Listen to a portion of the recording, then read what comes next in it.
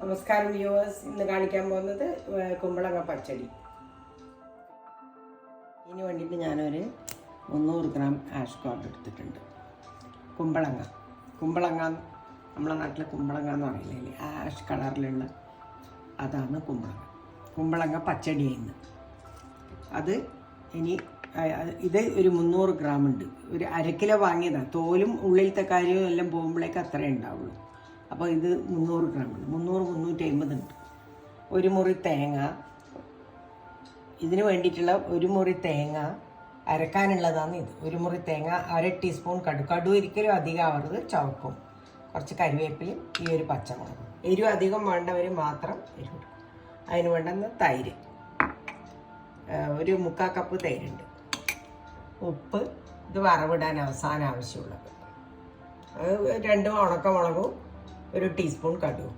2 മുളക് ചീന്തി ഇട്ടിട്ടുണ്ട് ഞാൻ, പകുതിയാക്കിയിട്ട് വേവിക്കുമ്പോൾ ഇടാൻ വേണ്ടിയിട്ട്.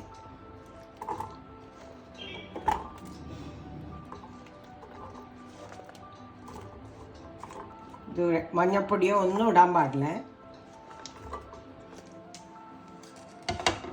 പച്ചമുളക്, 2 പച്ചമുളക്, കരിവേപ്പില, 300 ഗ്രാം കുമ്പളങ്ങ, ഉപ്പ് ഇട്ടിട്ട് വേവിക്കാൻ വെക്കുന്നത്. അതിൽ മഞ്ഞപ്പൊടിയോ ഒന്നുമില്ല. കുറച്ച് വെള്ളം ഒഴിക്കണം. 1 ടീസ്പൂൺ ഉപ്പ് ഇട്ടിട്ടുണ്ട്. ബാക്കി വേണമെങ്കിൽ നമുക്ക് ചേർക്കാം. 1/4 ഗ്ലാസ് വെള്ളം. അത്ര വെള്ളം കൊണ്ട് ഇനി തൈരും ഇതും ചേരാനുള്ളതാണ്. കട്ടിയിലുണ്ടാവുന്നത്. വേവിക്കട്ടെ. വെച്ചിട്ടുണ്ട്. 2 പച്ചമുളകും കീറിയിട്ട് 300 ഗ്രാം കുമ്പളങ്ങ ഇതേപോലെ മുറിച്ചിട്ട് ഇതേപോലെ മുറിക്കട്ടെ. ഈ സൈസിന് മുറിക്കണം. ഇനി അത് വേവട്ടെ. കുമ്പളങ്ങ തിളച്ചോണ്ടിരിക്കും, ആയിട്ടില്ല കേട്ടോ, വേവണം. ആ സമയം കൊണ്ട് നമുക്ക് അതിന് വേണ്ടുന്ന തേങ്ങ അരച്ചെടുക്കാം.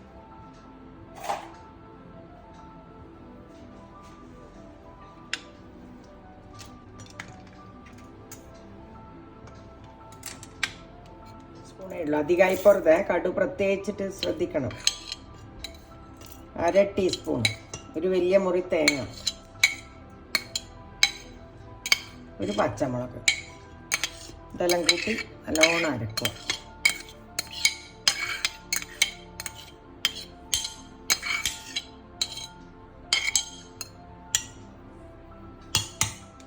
വെള്ളം വേണം.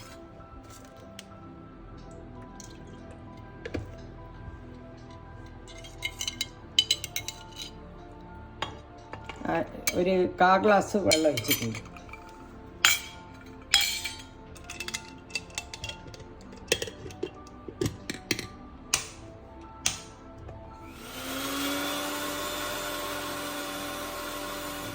കളർ മാറിയിട്ടുണ്ട്. ആ പച്ച മാറി വാടിയ കളർ വന്നു. അത് 2-3 മിനിറ്റും കൂടി ആവണം. ഓഫാക്കി കണ്ടോ, വെന്തു. ഞാനത് ഈ പ്ലേറ്റിലേക്ക് ഇടുന്നു. നല്ല ചൂടുണ്ട്.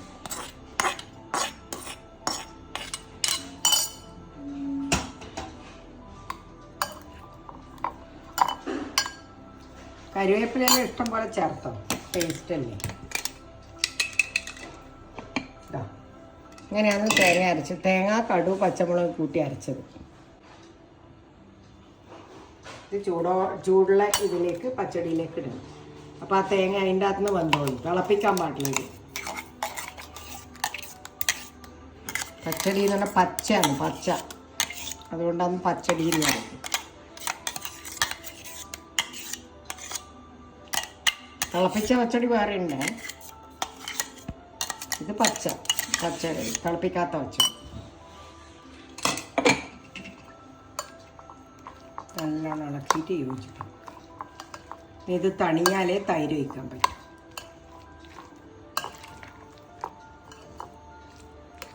കടുവിൻ്റെയും പച്ചമുളകിൻ്റെയും മണം വരുന്നുണ്ട്. മിക്സ് ചെയ്യുമ്പോൾ എല്ലാ ഭാഗവും ഒരുപോലെ ആവും. ഇനി ഇത് തണിയാൻ വെക്കാം.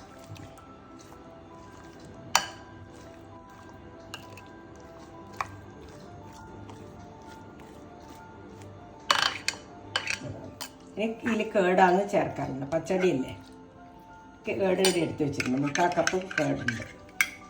പുളിച്ച തൈരായിരിക്കണം. അപ്പം പുളി കുറവേ വേണ്ടുമെങ്കിൽ കുറച്ച് പുളിയുള്ള തൈര് എടുക്കാം.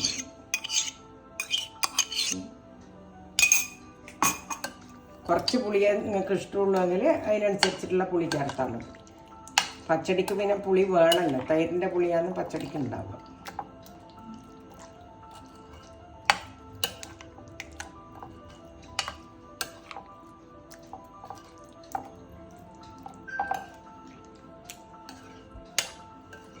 തൈര് നല്ലോണം അതിൽ മിക്സ് ചെയ്യണം. തൈര്, ഈ തേങ്ങ, കുമ്പളങ്ങ എല്ലാം കൂടി നല്ലോണം മിക്സ് ആക്കും.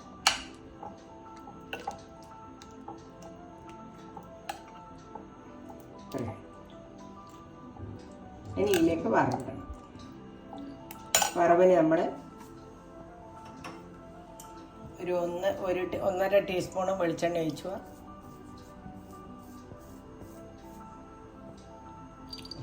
ഒരു ടീസ്പൂൺ 1.5 ടീസ്പൂൺ ഉണ്ട്. അത്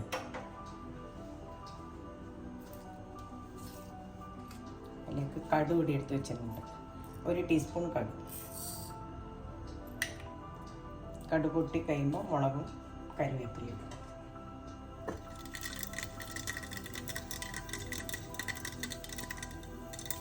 കടു പൊട്ടിയേ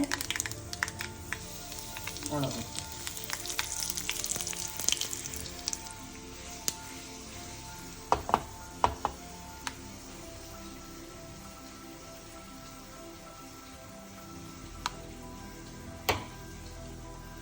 അങ്ങനെ